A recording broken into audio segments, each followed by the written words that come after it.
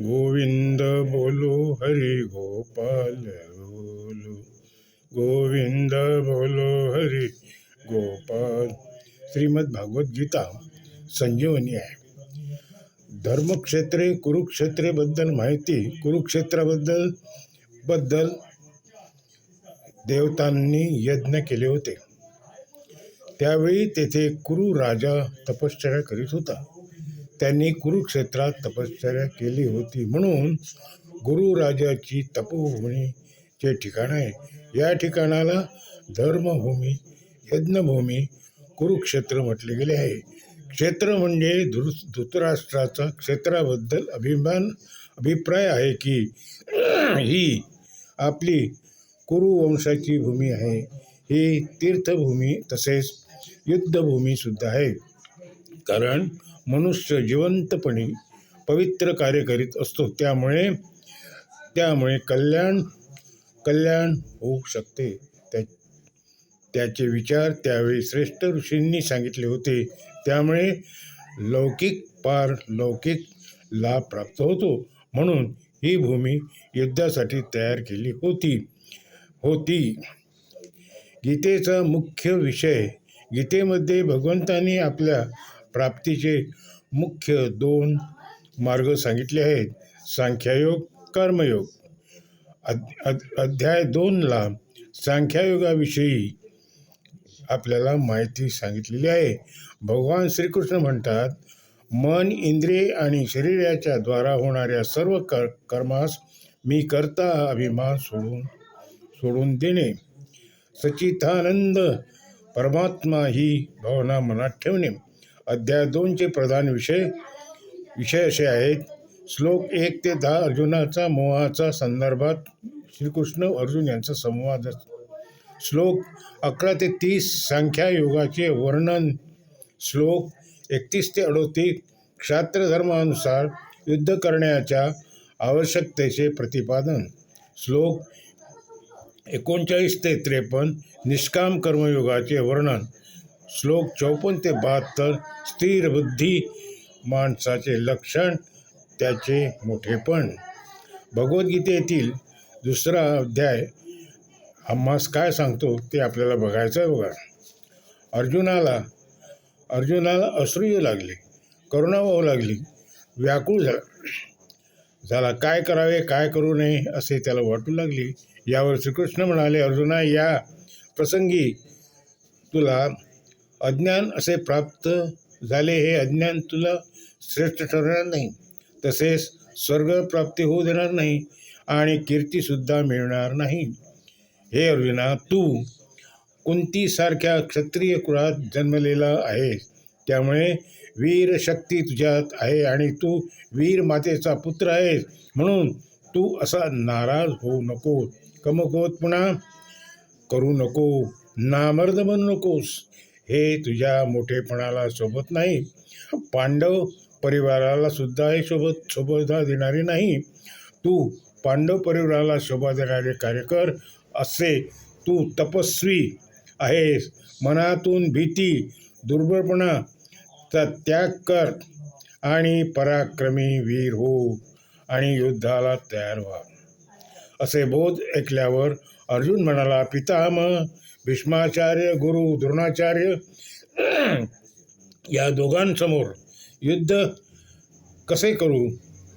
कारण ते दोघेही मला पूजनीय, आदरणीय, श्रेष्ठ आहेत. गुरुजनांना मारून मी पाप घेऊ इच्छित नाही. वाटल्यास मी भिक्षा मागेल, त्यात माझे कल्याण होईल. गुरुजनांना मारून अर्थ व कामरूपी भोगांचा वाटेकरू मी होऊ शकत नाही.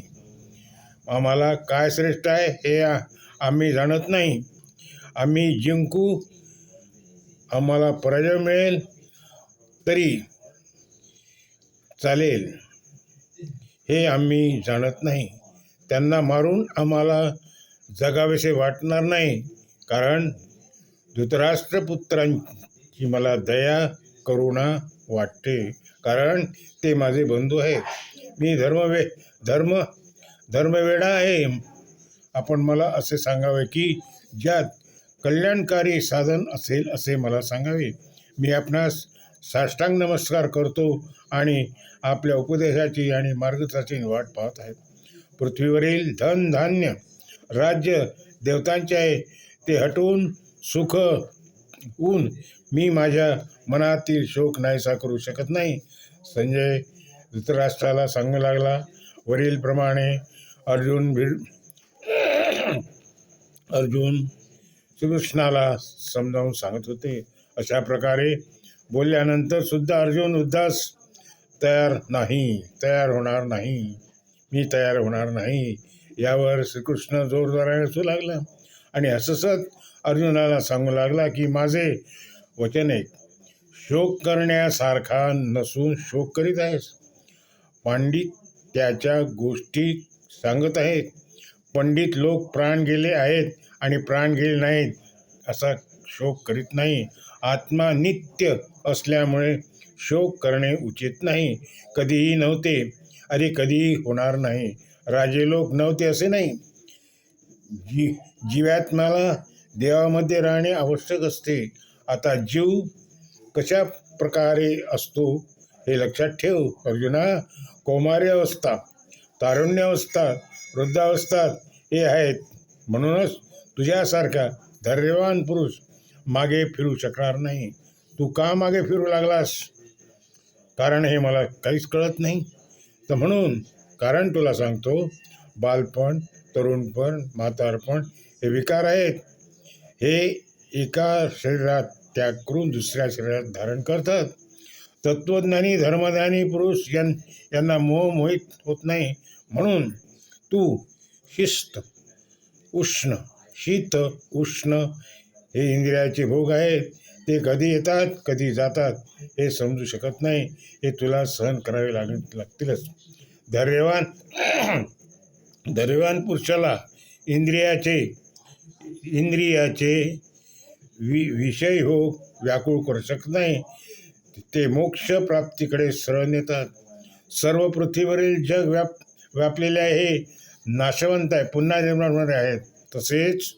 तसेच आपल्या शरीराचा नाश करायचा असे तू वाटू देऊ नकोस. असा तू विचार करू नकोस. तू विकाराचा नाश कर आणि विवेक आत्मसात कर. हे अर्जुना, आत्म्याला मारणारा कोणी नाही. शरीर नष्ट होऊ शकते, जसे जुने वस्त्र टाकून नवीन वस्त्र नेसू शकतो आपण, तसंच आहे. त्याचप्रमाणे हे अर्जुना, आत्म्याला शस्त्रे कापू शकत नाही, अग्नी जाळू शकत नाही, पाणी भिजू शकत नाही आणि वारा त्याला वाहून नेऊ शकत नाही. अर्जुना, आत्म्याला तोडता येणार नाही आणि जाळता येणार नाही, भिजवता येणार नाही आणि सुख वितासुद्धा येणार नाही. असा आत्मा आपल्या शरीरात राहणारा सनातन आहे. सनातन आत्म्याला बदलणारा कोणी नाही. म्हणून तू शोक करू नकोस. तू सर्व शरीर नाशवंत आहे असा तू शोक करू नकोस. धर्माचे रक्षण कर. क्षत्रिय धर्माकडे लक्ष दे. स्वधर्माप्रमाणे युद्धापेक्षा कधी कल्याणकारी कर्तव्य दुसरे नाही. तू क्षत्रिय धर्म पालन कर, कारण तू धर्माचे पालन कर. क्षत्रिय धर्माकडे लक्ष दे. स्वधर्माचे युद्धापेक्षा अधिक कल्याणकारी कर्तव्य दुसरं नाही. तू क्षत्रिय धर्म पालन कर, कारण आपोआप उघडलेली स्वर्गाची दारे भाग्यवान क्षत्रियालाच मिळू शकतात. तू जर युद्ध केले नाहीस तर स्वधर्म कीर्ती गमावून बसशील आणि पापाचा वाटेकरी होशील. तुझी अपकीर्ती होईल. क्षत्रियाला अपकीर्ती मरणापेक्षाही वाईट असते. क्षत्रिय युद्धाला घाबरत नाही. तू का घाबरून राहिला असे मला कळत नाही. तुझी निंदा होईल, लोक वाईट म्हणतील, याचा विचार कर. युद्ध करणे हा उत्तम उपाय आहे क्षत्रियाचा. युद्धात तुझा मृत्यू आला तर स्वर्गप्राप्ती होईल.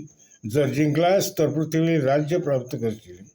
म्हणून हे उठ अर्जुना, उठ आणि युद्धास तयार हो.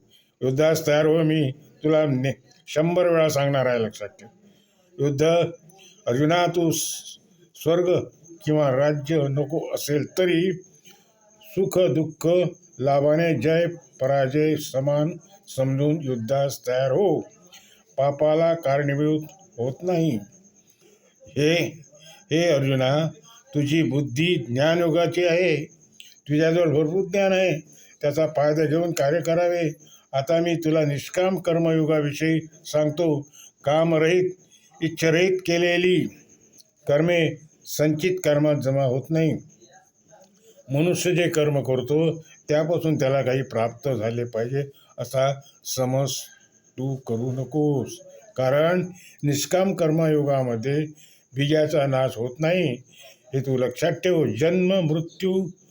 जन्म मृत्यू रूपी महान भयापासून उद्धार करणारे आहेत. कारण मी तुला 3 मार्ग सांगतो. कर्मयोग, ज्ञानयोग, भक्तियोग हे जीवाला मार्ग दाखवितात. अर्जुना, तू कर्ममार्गाचा अधिकारी आहेस. तुला या कर्मानुसार युद्ध प्रवृत्त केले पाहिजे आणि तो युद्धाला तयार झालाच पाहिजे. अज्ञान बुद्धी फलश्रुतीवर आस्थे ठेवणे स्वर्गाला सर्वश्रेष्ठ समजते. सर्व दिखाऊपणा आहे. अर्जुना, तू आत्मनारायण हो. तसेच मोठा जलाशय मिळाला तर लहान जलाशयाकडे कुणीही पाहत नाही.